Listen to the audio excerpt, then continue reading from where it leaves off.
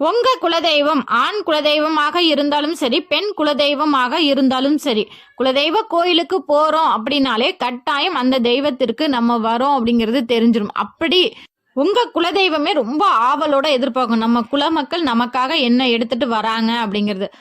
உங்க முன்னோர்களும் இந்த வழிபாடை தொடர்ந்து செஞ்சிருக்காங்க. நம்ம முன்னோர்கள் எப்படி நம்ம குலதெய்வத்தை வணங்குனாங்களோ அதே முறைப்படிதான் நம்மளும் வணங்கும் போதுதான் நமக்கு உங்க குடும்பத்திற்கும் அதிக பலன்கள் கட்டாயம் கிடைக்கும்.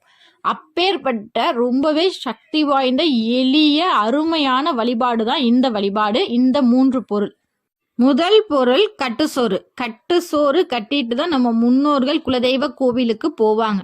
இப்ப அது நடைமுறையில இருக்கா அப்படின்னு கேட்டீங்கன்னா, ஒரு சிலர் மட்டும்தான் கட்டுசோறு கட்டிக்கிட்டு குலதெய்வ கோயிலுக்கு போறாங்க. பலரும் அந்த பழக்கத்தை விட்டுட்டாங்க. காரணம், அதிக ஹோட்டல்கள் வந்துருச்சு. குலதெய்வ கோவில் பக்கத்திலே நிறைய பேர் கடை போட்டிருப்பாங்க. அங்க சாப்பாடு நல்லா தாராளமா கிடைக்குது, இல்ல அன்னதானம் பண்றாங்க அப்படின்ட்டு நிறைய பேர் கட்டுசோறு கட்டிட்டு போற பழக்கம் அப்படிங்கிறது வெகுவாக குறைஞ்சிருச்சுதான்.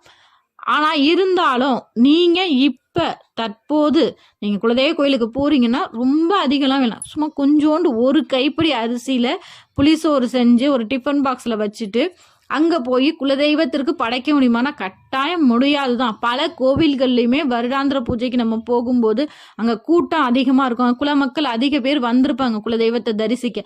அப்ப நம்ம கட்டுசோறை கொடுத்து சாமிக்கு வைக்க சொன்னா கண்டிப்பா யாரும் செய்ய மாட்டாங்க தான். ஐயர்களுக்குமே சாப்பிட அங்க உள்ள பூசாரிக்கு சாப்பிடவும் நேரம் இருக்காது. ஆனா நீங்க என்ன பண்ணுங்க, அந்த கட்டுசோறை எடுத்துட்டு போய் ஒரு மரத்துக்கு அடியில மண் தரையில கொஞ்சமா வச்சிருங்க.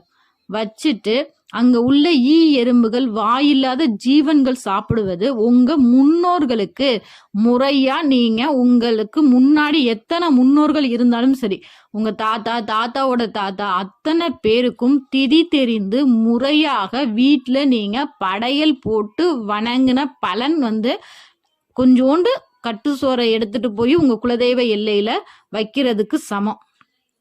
ஏன்னா குலதெய்வ எல்லைங்கிறது உங்க முன்னோர்களும் அந்த நேரத்துல வருவாங்க. நம்ம குலமக்கள்லாம் வந்திருக்காங்களா அப்படின்னு சொல்லி நம்மளை பாக்குறதுக்காகவே நம்ம முன்னோர்கள் அத்தனை பேரும் அந்த குலதெய்வ எல்லைக்கு வருவாங்க.